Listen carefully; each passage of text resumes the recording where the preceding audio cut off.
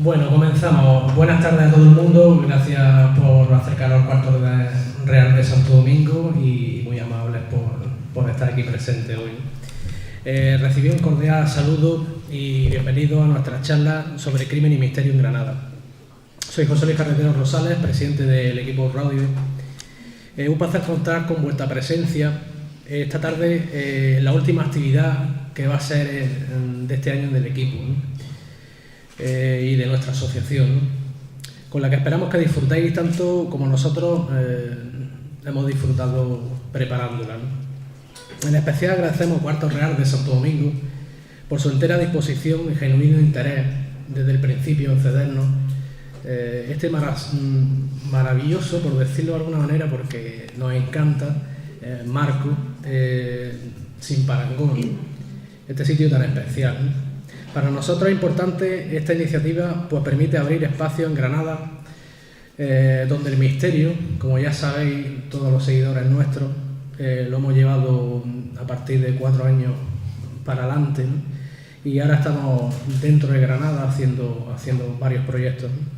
También los enigmas, la crónica de sucesos, la literatura y la criminología, por último. Esperamos que tengan cabida y ocupen el lugar que les corresponde. Ya que hemos podido introducir en la ciudad el primer congreso de Crónica Negra que tuvo lugar en junio, Crónica Negra y Criminología, nos vemos en el deber de traer también durante todo el año ponentes de primer orden que harán nuestra delicia, sin duda, con su intervención. También relacionadas con este tema de Crónica Negra, de misterio, de literatura. Como saben aquellos que nos siguen, el equipo Rodive ha optado siempre por traer los mejores ponentes en el tema que ha tocado en cada ocasión. El formato Charla Rodive fue sin duda el primero fuera de nuestros congresos y conferencias, y este que tenéis aquí presente. Vamos a hacer a partir de ahora charlas con este formato, ¿no? Un conferenciante, un ponente o 2 ponentes, ¿no? A través de este formato monográfico, como sabéis, hemos tocado diversos campos. En este que hoy nos ha reunido aquí, queríamos traeros por una parte uno de los mejores especialistas españoles del personaje legendario, como el que más, ¿no? Que es nada más y nada menos que Sherlock Holmes, ¿no? Un personaje que al final fue incluso más famoso que su propio creador, Arthur Conan Doyle. Después nos explicará despacio, y la verdad es que todos vamos a disfrutar de esta ponencia. Y también traemos, redescubrimos un personaje tan grande y le hemos querido también rendir un homenaje y traer a Sherlock Holmes a Granada de alguna manera, ¿no? Por otra parte, queremos también hundirnos esta tarde en la oscuridad de la mente humana, tratando de comprender cómo funcionan los pensamientos y la mecánica psíquica de estos depredadores sociales. Y para explicarnos magistralmente, me refiero obviamente a lo que son los asesinos de serie y a lo que son ciertamente criminales, de las que nos va a hablar nuestro amigo José Manuel Frías, y a continuación va a presentar, como merece la pena verdaderamente, nuestra compañera y amiga Estefanía Fernández, que os la voy a dar paso directamente a ella porque ya me he comido demasiado tiempo. Así que muchas gracias a todos, un cordial saludo y gracias por estar aquí esta tarde.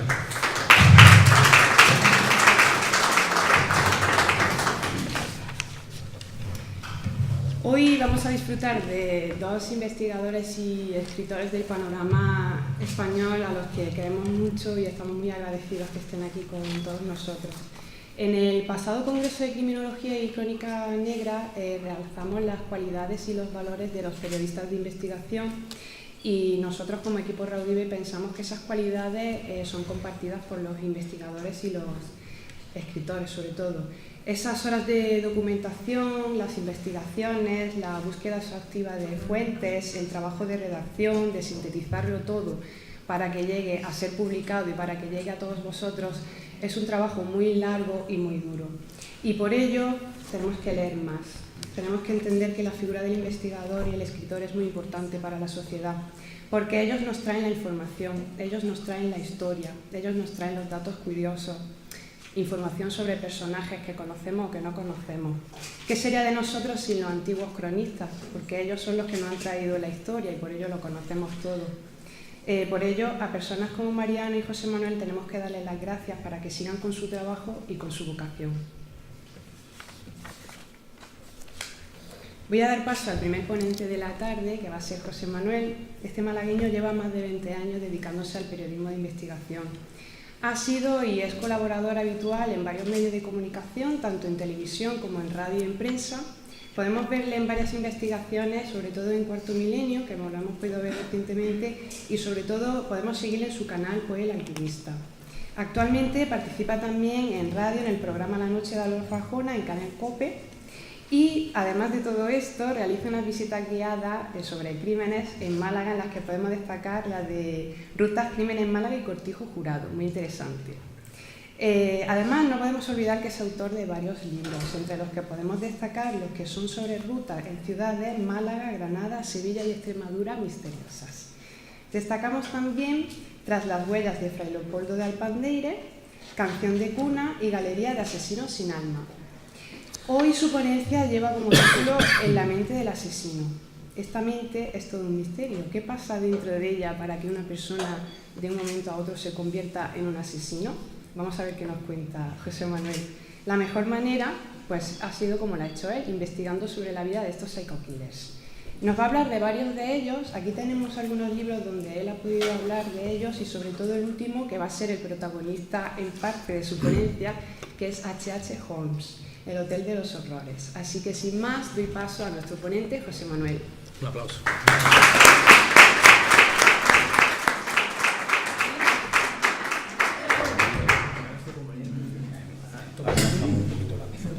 Sí.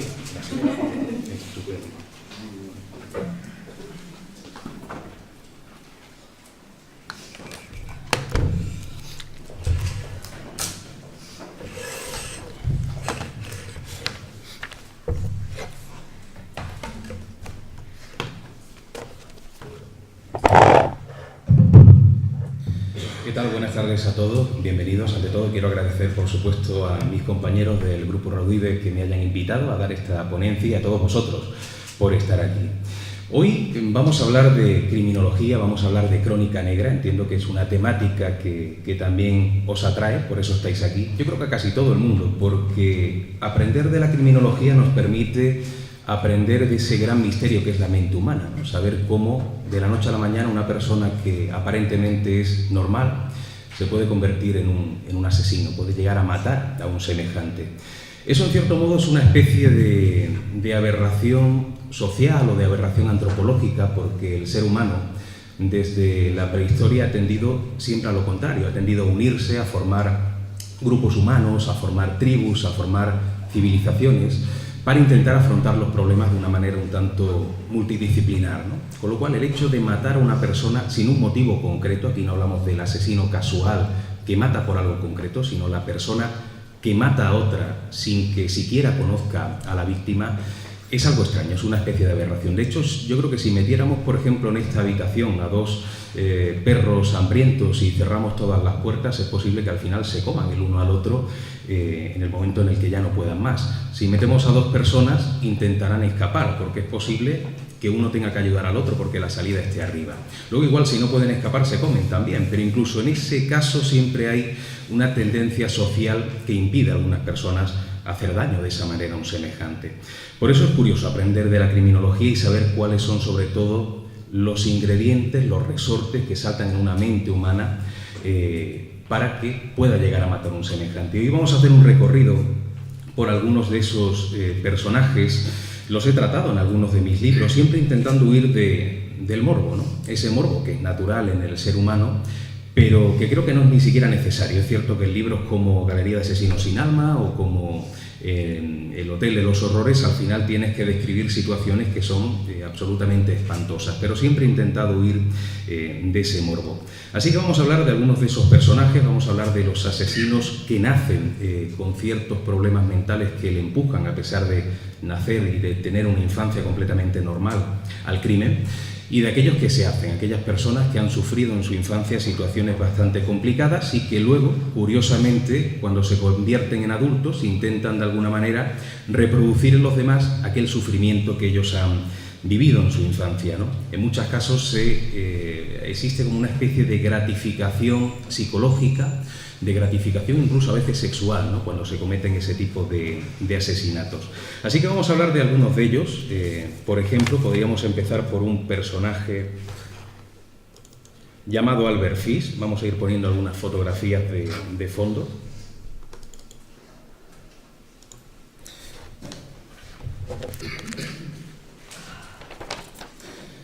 Aquí tendríamos un poco el ejemplo del asesino que nace como tal, una persona que no ha tenido en principio ningún tipo de problema en su infancia, en su adolescencia, y de pronto se convierte en una persona capaz de matar a sus semejantes, y sobre todo con las características de este personaje. Él nace en Washington el 19 de mayo de 1870 y parece que ya venía con un cierto ADN defectuoso. Su madre había tenido desde siempre tendencia a la psicopatía, incluso algunos antepasados suyos también, y hablamos de alguien que disfrutaba desde pequeño haciendo daño a los demás, pero también haciéndose daño. Por ejemplo, y ese es el caso de muchos otros psico-killers, cuando son pequeños intentan hacer daño, en este caso a seres que sean inferiores en fuerza, para no tener que enfrentarse a alguien con una fuerza superior, y por lo tanto muchos empiezan haciendo daño a animales. Ese es el caso de Albert Fish. Desde pequeño se tropezaba con perros o con gatos en su entorno y los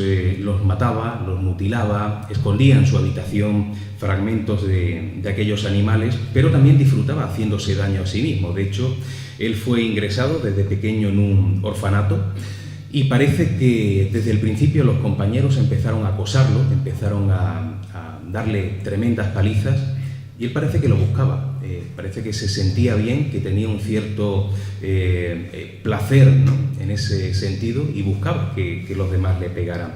Y para que veáis un poco ese concepto que antes decía del asesino que nace, ya de por sí Albert, cuando se convierte en un adolescente, empieza a sufrir diferentes estados como de trance, de éxtasis. Él decía que era una especie de encarnación de Jesús de Nazaret, que recibía mensajes de San Juan Evangelista, y aquello en su adolescencia provocó que incluso sus tendencias masoquistas se vieran todavía más amplificadas. Por ejemplo, hay un detalle que quiero que tengáis en la cabeza, luego vais a ver por qué. Él se introducía alfileres en los genitales, una gran cantidad de alfileres, incluso se tiraba encima de rosales en la casa donde vivía para hacerse daño. Tenía un garrote lleno de clavos con los que se flagelaba de manera bastante constante, y eso le provocaba orgasmo, ¿no?, para que veáis un poco la mente, ¿no?, de algunos de estos personajes. Pero el caso es que hay un detalle muy importante que también es sintomático en algunos otros psico-killers, y es que una cosa es el personaje de puertas para afuera y otra de puertas para adentro. Este hombre, Albert Fish, se casa en 1898, tiene 6 hijos, y resulta que era un marido ejemplar y era un padre ejemplar, pero curiosamente durante su vida llegó a matar a más de 200 personas. Nunca lo supo su mujer, nunca lo supieron sus hijos, y como digo, era una persona que de puertas para adentro, en esa parcela un tanto íntima, estaba completamente blindado, y era alguien que nadie hubiera pensado en ese entorno familiar y en ese entorno de sus amigos que realmente fuera de ese ámbito personal era un personaje completamente salvaje. Él se dedicaba en su vida profesional a decorar y pintar muebles. De hecho, él hacía muchos viajes.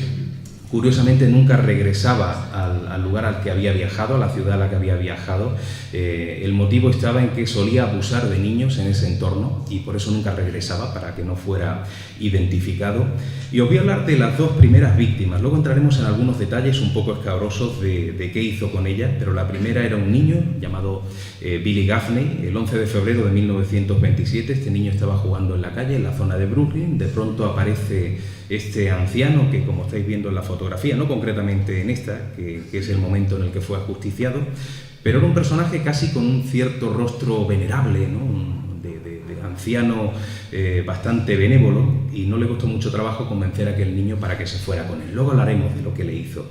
La segunda víctima por la que fue detenido, y que incluso fue el caso más conocido, es la pequeña Grace Budd, de 10 años, y la historia comienza el 25 de mayo de 1928, cuando su hermano, Edward, él pertenecía a una familia con muy pocos recursos económicos, y por lo tanto Edward, que era un adolescente, decide poner un anuncio en el New York World para buscar trabajo. Quería de alguna manera ayudar de esa manera al ámbito familiar, ¿no? Aportando también su granito de arena.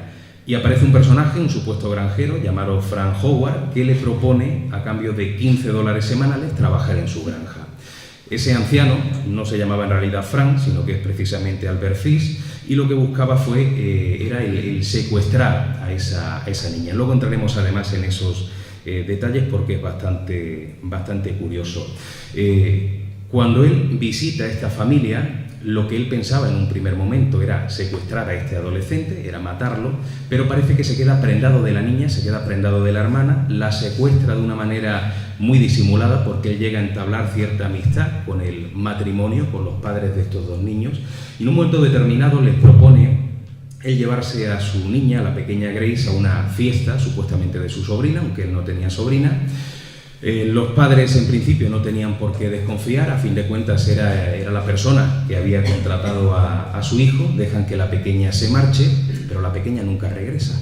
De hecho, al día siguiente, muy preocupados, denuncian esa desaparición y la policía empieza a repartir una descripción de aquel anciano, pero pasan 6 años, parece que no hay forma de dar con él, y cuando estaban a punto de archivar el caso, el inspector Will King publica un artículo falso diciendo que ya han detenido al culpable de ese secuestro, y para que veáis también cómo funciona a veces la mente de estos psico-killers que quieren siempre su momento de gloria. El asesino Albert Fish, cuando ve aquel recorte de periódico en el que dice que ya han conseguido atrapar al asesino, se siente muy indignado y llega a mandar una carta a la niña, a la madre de la niña, a la madre de Grace. Os voy a leer la carta porque es bastante curiosa. Dice lo siguiente: el domingo 3 de junio de 1928, en su casa, Grace se sentó en mi regazo y me besó. Me propuse comérmela.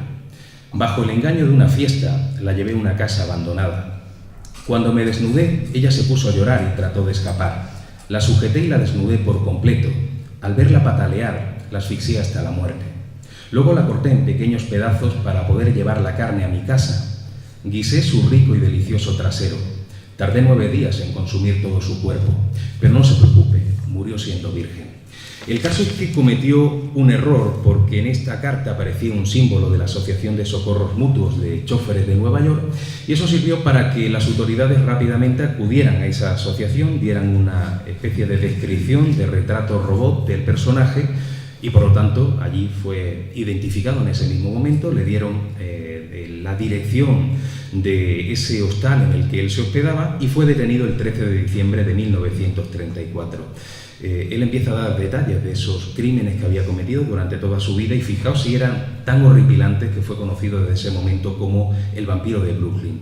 Además era un personaje que confesaba sus crímenes de manera bastante orgullosa, incluso aquellos agentes que tenían mucha experiencia en el campo de la criminología quedaron completamente horrorizados cuando escucharon cómo mataba y troceaba a sus víctimas utilizando ya no solamente sierras afiladas, sino cuchillos de un tamaño bastante grande, que siempre bebía la sangre que emanaba de aquellas víctimas y que durante su vida él confesó haber matado a 400 niños. Lo que pasa es que solamente se pudo comprobar una cifra de 15. Y ahora vamos a pasar a la parte quizás más desagradable, porque dentro de las confesiones que realiza este hombre habla de lo que pasó con aquel niño, con Billy Gaffney, y lo que pasó con la pequeña Grace.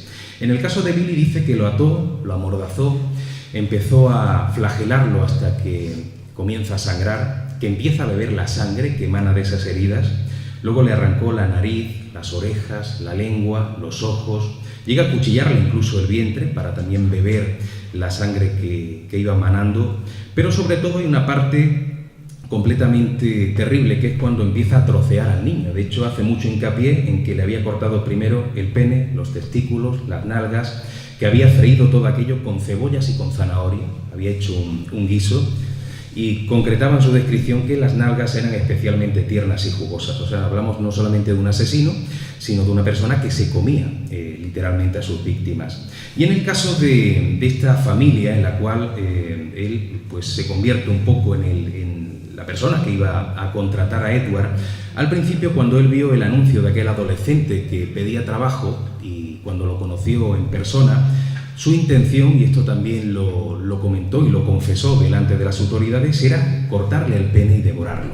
Pero que cuando vio a la pequeña Grace se enamoró de ella y entonces lo que hace es llevarla a una casa a las afueras, allí la estrangula hasta la muerte. Luego hace algo bastante curioso, porque esa muerte se produce en una casa abandonada, en una casa a las afueras, y aún así la decapita encima de un cubo para que la sangre cayera al cubo y no al suelo. Una idea un poco extraña, porque luego esa sangre es vertida afuera en una zona en la que había césped, una zona de maleza, donde también tira partes del cuerpo que no deseaba, pero el resto se la lleva a esa pensión envuelta en papel de periódico para ir friendo esa carne en una especie de calentador portátil que tenía, hasta que se comió buena parte de aquella niña.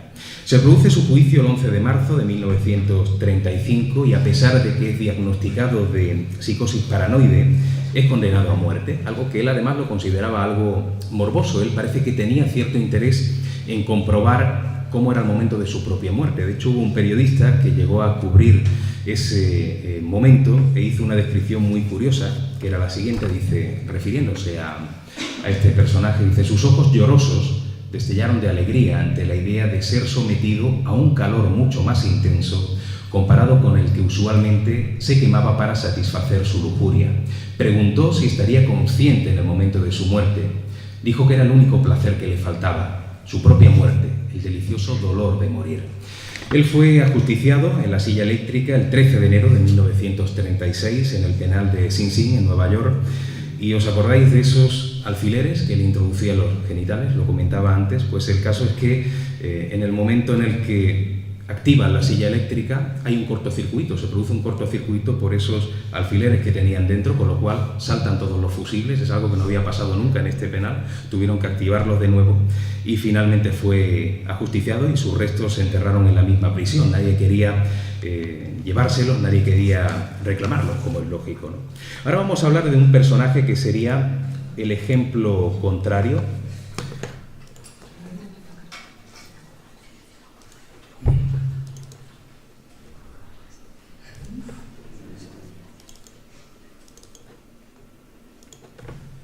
Bueno, este caso es fascinante, es uno de los personajes que más me apasionan y que aparecen dentro del libro Galería de asesinos sin alma. Creo que os va a gustar si no lo conocíais. Y sería un poco el asesino que se hace, ¿no? La persona que posiblemente, si no hubiera vivido aquellas experiencias en su infancia, hubiera sido alguien completamente normal, ¿no? Hablamos de Edward Gein. Él nace en La Crosse, en el estado de Wisconsin, en Estados Unidos, el 27 de agosto de 1906. Además, nace en un entorno familiar y social bastante tranquilo, en un ambiente muy religioso, con lo cual su familia era en cierto modo el garbanzo negro, ¿no? Su padre, George, era un hombre muy violento, un hombre que le agredía constantemente, que le daba tremendas palizas, pero sobre todo la persona que más le influyó fue su madre, Augusta, una mujer fanática, una mujer excesivamente religiosa, con una disciplina muy, muy dura que volcó no solamente sobre Edward, sino también sobre su hermano.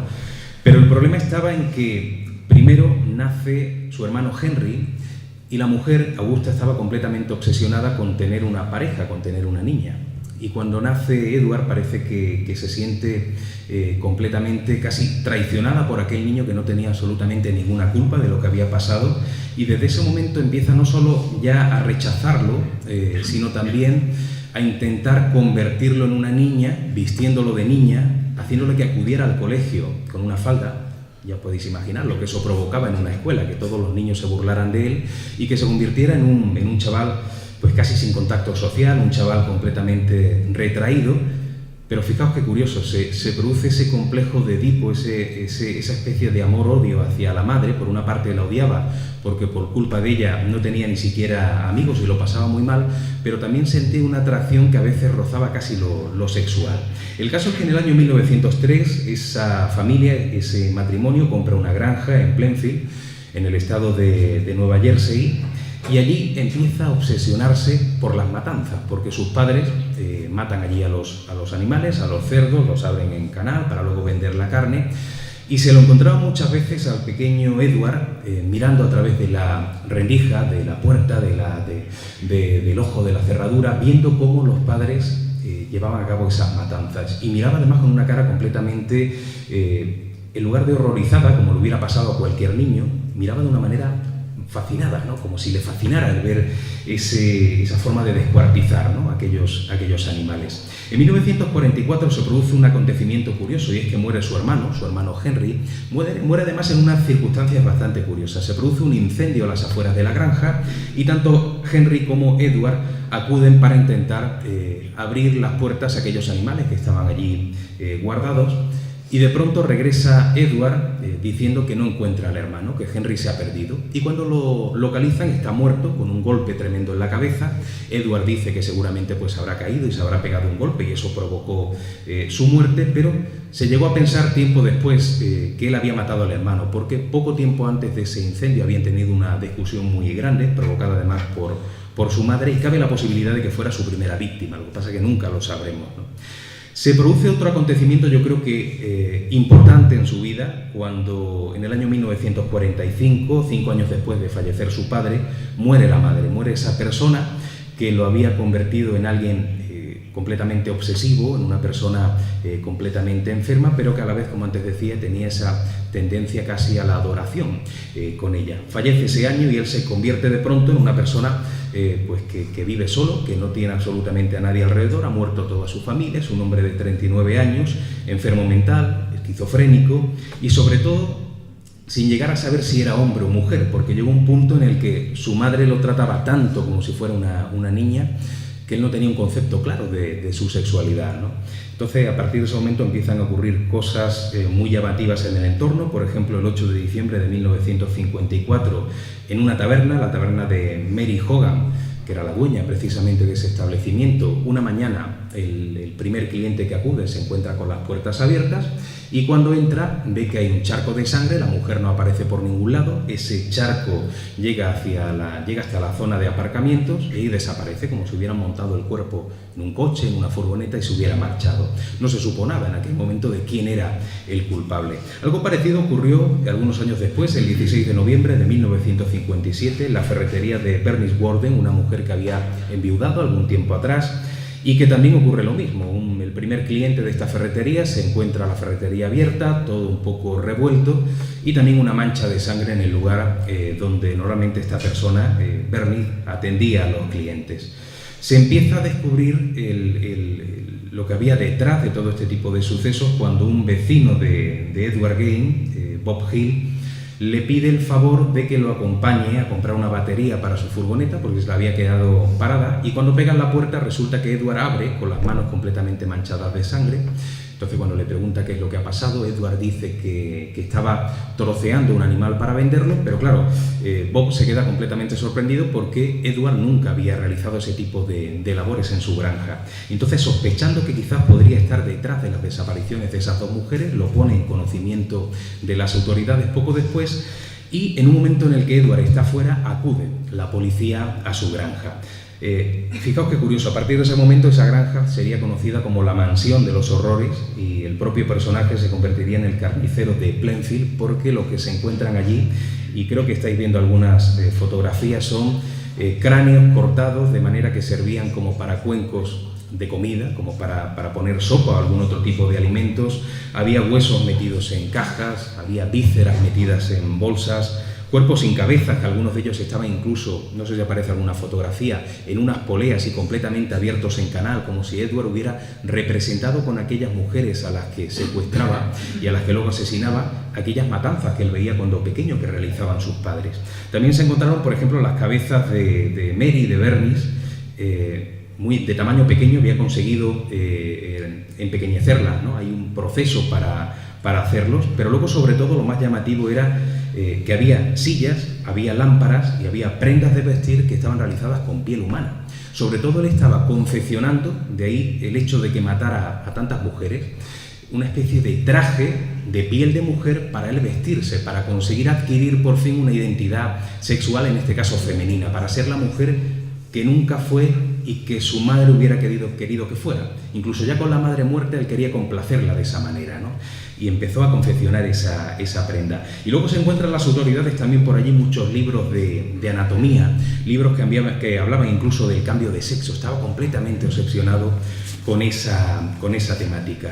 Pero hay un detalle también muy importante. La habitación que había sido la habitación de su madre, la habitación de Augusta, Cuando los agentes abren la puerta, se encuentran Augusta en la cama, una mujer que había sido enterrada varios años atrás y que estaba momificada de manera, entiendo que natural, pero estaba en la cama. Él había acudido al cementerio, había sacado su cuerpo, había tapado luego todo para que nadie lo descubriera y la estaba cuidando allí como si fuera una persona que estuviera completamente viva. Incluso había llegado a abrirla también en canal, pero en este caso no para descuartizarla como si fuera un animal, sino para meter dentro vísceras de otras víctimas, intentando hacer volver a la vida a su madre. El caso es que cuando lo detienen, él confiesa.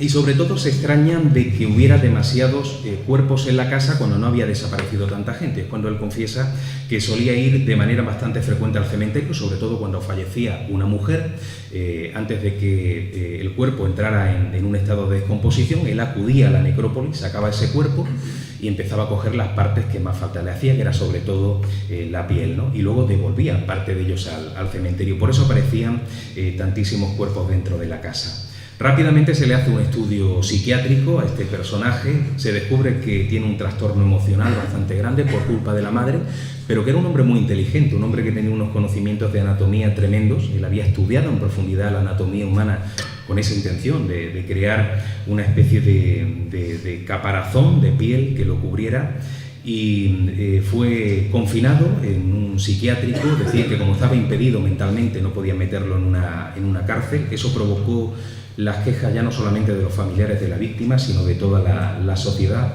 Pero el caso es que fue un preso modelo, ¿no? Un preso que se comportaba muy bien con todo el mundo, pero hay algo llamativo. Él decía que durante todo el tiempo que estaba en su celda olía constantemente a carne en descomposición, le venía siempre ese olor, era como si se hubiera quedado ya dentro, ¿no? De haber convivido dentro de esa granja, dentro de esa mansión del horror, con tantísimos cuerpos que se descomponían de manera constante.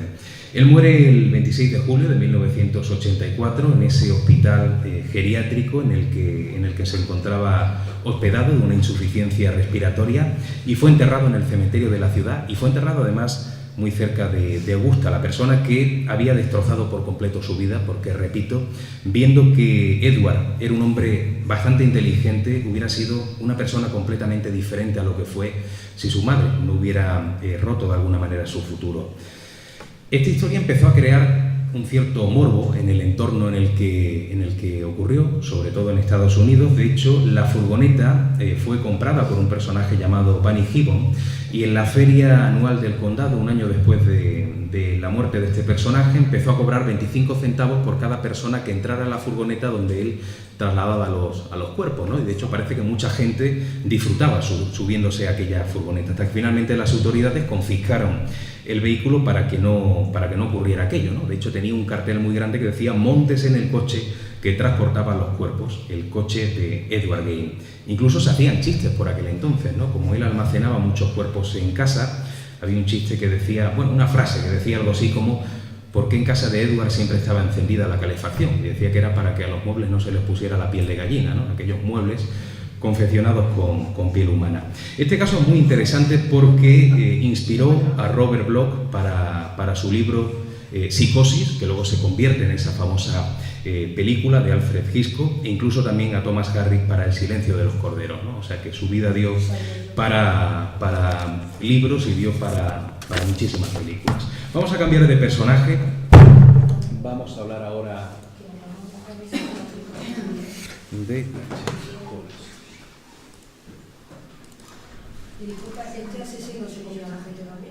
No se lo comía. Este solamente estaba interesado en crear esa especie de traje de mujer con la... Pues yo creo que se han hecho muchas películas, aparte de las que he comentado, se han hecho muchas otras inspiradas en la figura de Gain, ¿no? O sea que es posible que también haya sido inspirada, pero él no se comía a las víctimas. Su única intención era simplemente adquirir una identidad sexual, y lo hacía precisamente con ese traje que estaba confeccionando. Pero ahora cambiamos completamente de motivo, de trasfondo en estos personajes, en estos psico-killers, porque hemos conocido a un asesino que nace como tal, que nace ya con una mente un tanto desquiciada, otro personaje como Edward Gain, que se hace precisamente por esa madre que, como antes decía, destrozó su futuro. Y ahora vamos a hablar de un personaje completamente distinto, Henry Howard Holmes, que es precisamente el protagonista de este librito que tenemos aquí, que es una biografía novelada, Y aquí hablamos de alguien que no tenía en principio ningún interés en particular en matar a sus víctimas. Él era un hombre de negocios al que le daba igual destruir cualquier tipo de inconveniente que se pusiera por delante. Él no tenía interés en matar a nadie, pero si esa persona interrumpía sus objetivos, pues la mataba. Era una especie de hombre de negocios sin escrúpulos. Él nace el 16 de mayo de 1861, nace también en Estados Unidos. Su verdadero nombre era Herman Webster Mallet. Lo que pasa es que empezó a cambiarse de nombre en su adolescencia y finalmente parece que le gustó mucho el de Henry Howard Holmes, fue conocido como H.H. Holmes, y era una persona que posiblemente hubiera llegado muy lejos porque era muy inteligente, sin necesidad de entrar en el mundo del crimen, pero al final se decantó por vamos a decir, la delincuencia, ¿no? De hecho, él llega a estudiar en la universidad, aunque no completó su carrera de medicina, pero llega a entrar en la universidad pagando la matrícula gracias a una novia que tenía bastante dinero porque provenía de una familia con muchos recursos económicos, pero él no la quería. Él simplemente empieza una relación con ella para aprovechar ese dinero, para darle, vamos a decirlo así, un poco de pena, y que esta chica, Clara Loverin, costeara sus estudios. En el momento en el que ya esos estudios han sido costeados, por lo menos el inicio, la matrícula, que era lo más caro, rápidamente la deja. Y dentro de la universidad empieza a destacar como uno de los estudiantes más inteligentes, pero es despedido, es expulsado de la universidad porque llegaba a sacar cadáveres en mitad de la noche, a escondidas, para utilizarlos en otra serie de planes que se les pasaba por la cabeza, que era provocar incendios poniendo esos cuerpos allí, diciendo luego que eran otras personas completamente diferentes que se habían sacado pólizas de seguro y cobrar por lo tanto esos seguros, él haciéndose pasar a su vez por un familiar de la víctima. Pero no fue la única idea curiosa. Por ejemplo, en el año 1885, ya en su vivienda, una vivienda que había costeado también gracias a una mujer a la que había también enamorado y que se había aprovechado de ella.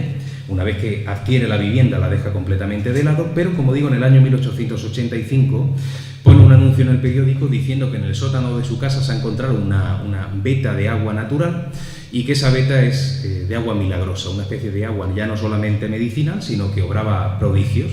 Entonces, claro, muchos enfermos de la zona empezaron a acudir a la vivienda a comprar botellas de agua, supuestamente que tenía poderes para sanar enfermedades, hasta que finalmente fue detenido por las autoridades y ya no pudo seguir adelante con ese plan. De hecho, se le puso una multa bastante elevada, pero que él pudo pagar de manera muy holgada porque había conseguido mucho más dinero vendiendo aquellas botellitas de agua.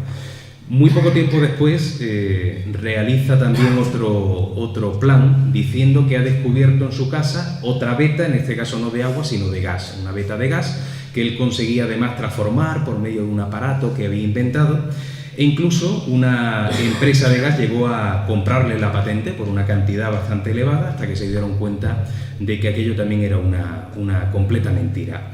Pero digamos que hubo un cambio en su vida cuando en el año 1892 se casa con una mujer bastante adinerada también. Su intención era también quedarse con ese dinero. Una vez que se apropia de una cantidad bastante grande, se marcha de casa, pero ella lo denuncia y entonces va a prisión por estafa, y a partir de ese momento empieza a cambiar su mentalidad. Se da cuenta de que si engaña a aquellas mujeres y luego es denunciado, va a terminar en la cárcel, con lo cual la única manera de salir indemne de esos engaños es matando a su víctima.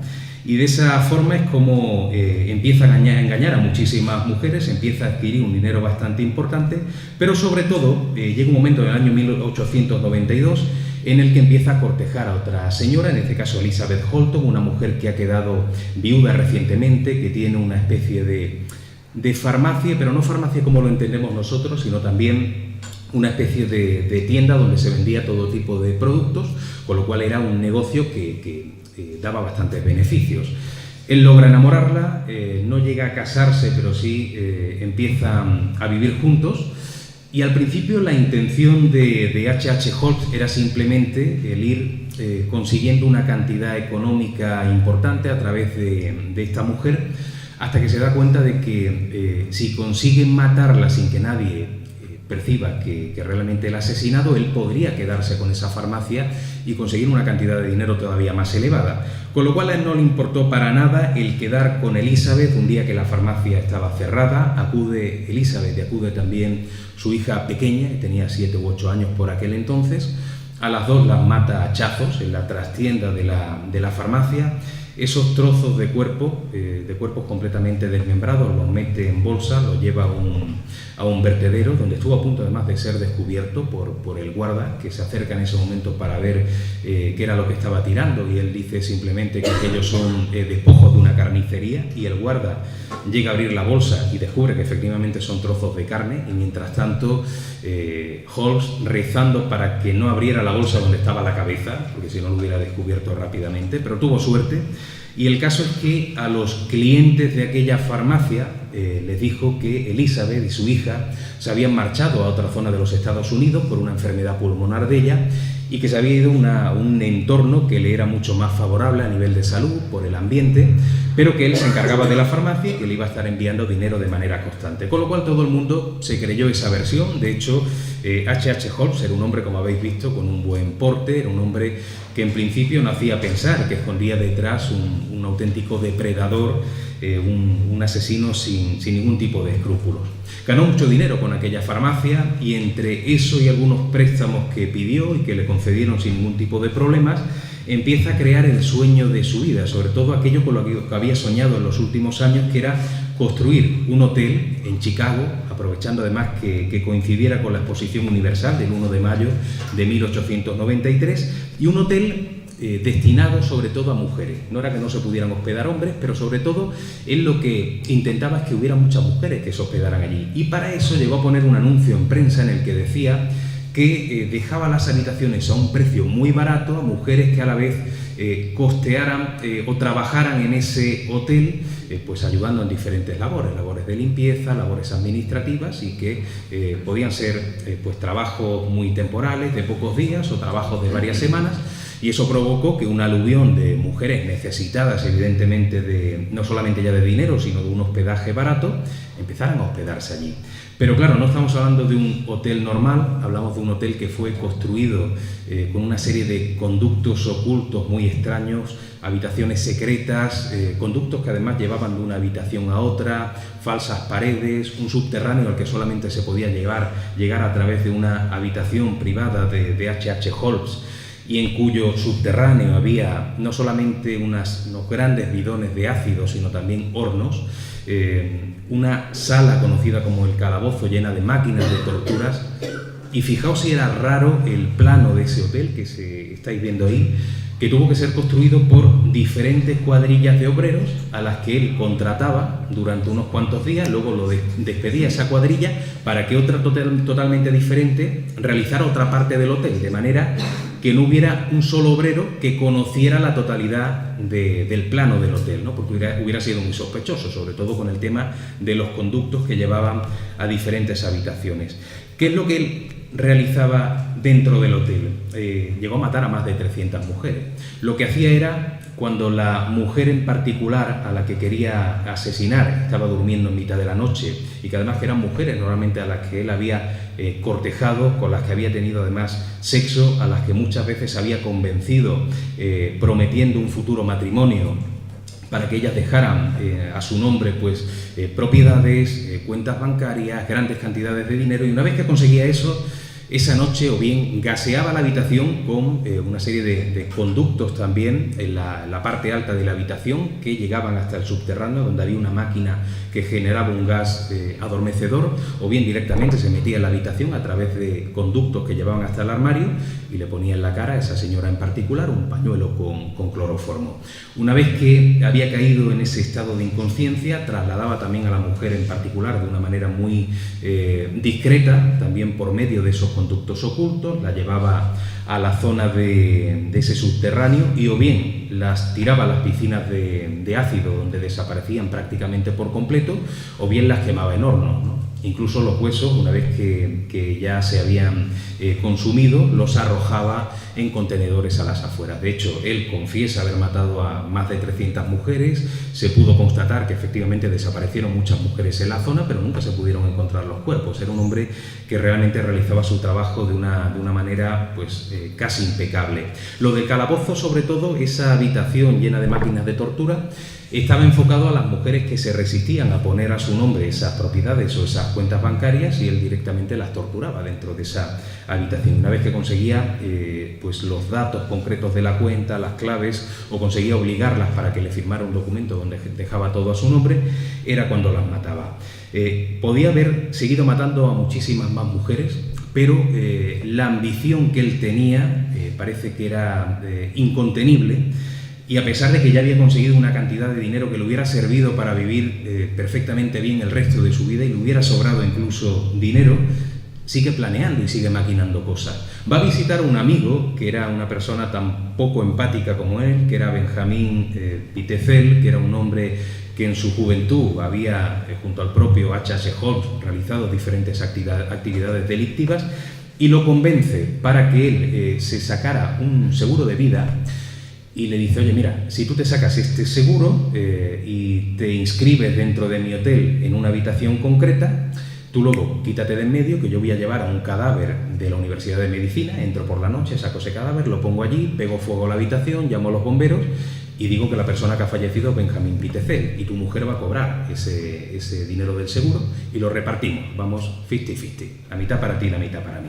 Y efectivamente así lo hizo, ¿no? Benjamín Pitezel se saca ese seguro, se queda durante unos días en esa habitación del hotel, pero Henry Howard Holmes, siempre con esa mente un tanto de negociante, empieza a planear el quedarse él con todo el dinero del seguro. ¿Y qué es lo que hace? En lugar de traer un cuerpo de la Universidad de Medicina, lo que hace es gasear la habitación estando Benjamín dentro. Lo mata, le pega fuego a la habitación, la esposa cobra el seguro pensando que su marido mientras tanto se había marchado, empieza a extrañarse de que el marido no contacte con ella, y entonces lo que hace Henry Howard es visitar a su mujer, a Rebeca, que está allí con dos niños pequeñitos, los hijos de Benjamín y de Rebeca. Mata a la mujer y mata a los hijos también a hachazos, llevando encima un hacha de pequeño tamaño, pero que parece que él tenía mucha pericia con el uso. Pero aquí no es que cometiera un error, el error lo cometió en su momento el propio Benjamín, que cuando va a sacarse el seguro se equivoca y deja un documento de todos los que tenía que firmar, lo deja sin firmar. Y entonces la agencia de seguros resulta que necesita una firma, en este caso de la mujer, va a visitar a Rebeca.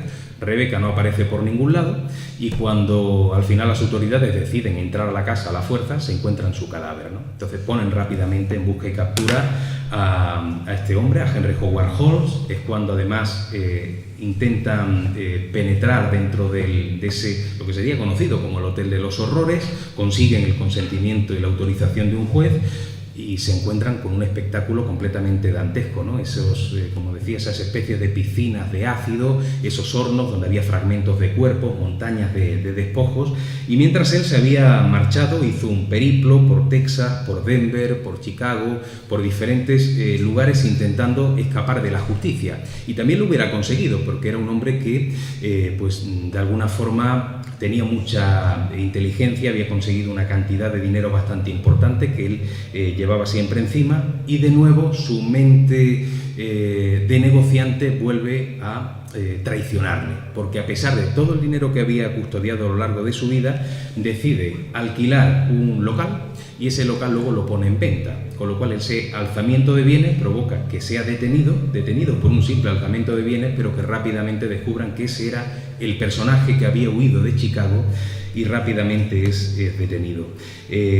Lo que él contó, las descripciones que dio sobre las muertes de aquellas personas, de aquellas más de 300 mujeres, también espantó muchísimo a las autoridades, y finalmente fue condenado a muerte en la prisión de Moyamensing, en Filadelfia, el 7 de mayo de 1896. Fue condenado a morir en la horca, pero tuvo la mala suerte de que en el momento en el que está sobre el patíbulo y abren la compuerta, él cae pero no se le parte el cuello. y se queda durante 15 minutos vivo en una agonía terrible, y fue algo que la gente que contempló aquel ajusticiamiento pues quedó completamente espantada, ¿no? Este es un caso que también tuvo a su vez una repercusión después de su muerte, porque parece que hay una especie de maldición. Él, antes de morir, dice que iba a arrojar una maldición a todas las personas que habían participado en su ajusticiamiento, y es curioso cómo poco tiempo después de su muerte varios miembros del jurado fallecieron de manera misteriosa.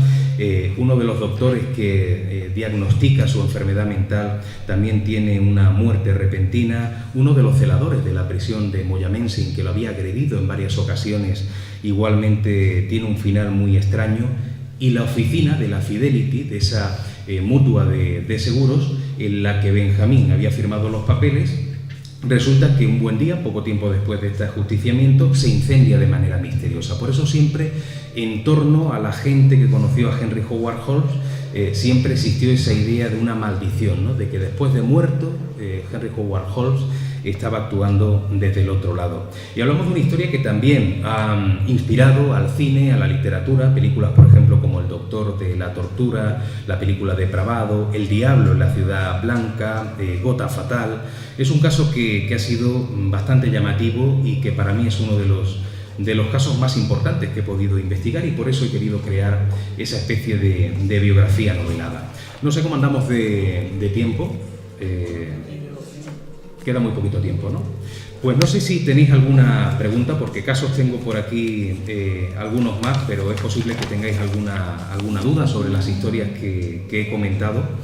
Y si no, no sé si da tiempo a contar alguna cosita más. Sí, de estas últimas, ¿no?, que he comentado. Pues mira, te lo digo. Por ejemplo, está El Doctor de la Tortura, está también Depravado. Depravado. El Diablo en la Ciudad Blanca, que es novela y es también película. Y Gota Fatal. Gota Fatal también se hizo, si no me equivoco, un libro, además de... Fue primero un libro y... bueno, no es realmente, estos libros no son realmente su historia o su biografía, pero sí están inspirados en su figura, ¿no? Son libros y películas, las dos cosas, ¿no? Inspirado en su figura, no quiere decir que sea una especie de biografía suya, ¿no? No sé si tenéis alguna pregunta con relación a estos personajes o en general sobre este asunto de la criminología. Sí. ¿Qué opina de la teoría de H.H. Holmes que sea o que hubiese sido Jack el Destripador? Hay ahora un... Sí, sí, es cierto que desde hace... Sí. Claro, sí, desde hace algún tiempo se está hablando mucho de esa posibilidad. Yo no la comparto tanto, ¿no? Porque cuando uno analiza la biografía de Henry Howard Holmes parece que estuvo en escenarios que no coinciden exactamente, ¿no?, con los escenarios de Jack el Destripador. Incluso la manera de actuar a mí no me convence, ¿no? Sobre todo porque, como hablaba, siempre que Henry Howard cometía un crimen era con un motivo que siempre era un negocio, siempre era el dinero, mientras que Jack actuaba de una manera completamente diferente.